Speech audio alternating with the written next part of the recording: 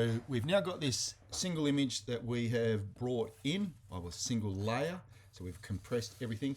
And now we're going to do a little bit of work to this. Again, I'll show you a step or two that's not included in my notes, but it will enable us to make this image a little bit better. So what I'm going to do here, actually just make sure this is able to be seen. Okay, I've got this one layer. I'm going to go right click on that and I'm going to duplicate the layer.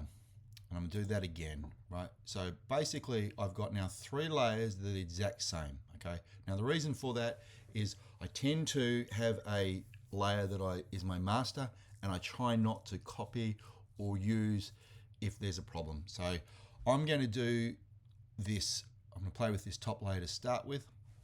So I'm going to go to colors, I'm going to go color temperature, and I'm just trying to change how this picture is being shown so that there's different color. Now you can try different options, I don't really mind. All I wanted to have here was that there's some difference in a color, right? And clearly you can see the difference in the color. Now, what we're trying to do on this part is we're trying to make it see through the image, right? So I worked on that layer.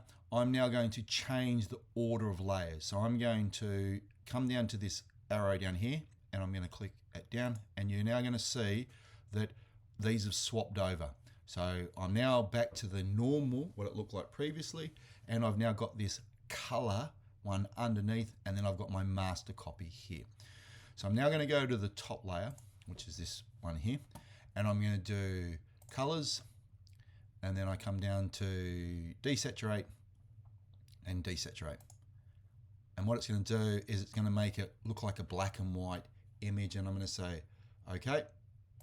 And again, I'm not really doing too much with that additional box that comes up. Okay, now I'm going to rub out just a portion of this. Now, if we were doing this properly, we would maybe rub out the people but I want to be able to show you that you can rub through this image and see the color from below. So I'm going to use my rubber and opacity to 100, and we're going to say, yep, that's all pretty good. And I'm going to create a line across the top here. And if we've done that right, and if we look at that, we're going, that does not look right. Okay, so I've rubbed out, and effectively it's not rubbing, I'm not seeing through the image, I'm just rubbing out whatever's on there. So I'm not going to have that, so I'm going to Command Z, or I'm going to Control Z to undo it. And what I need to make sure is that I have the alpha channel activated. So I come over to the image, I right click on it, and I come up here and I add an alpha channel.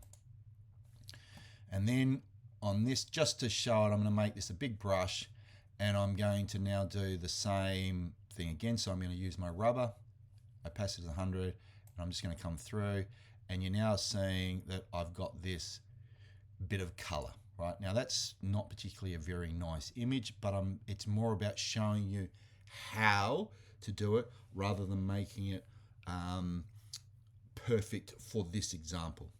That will be the end of today's one.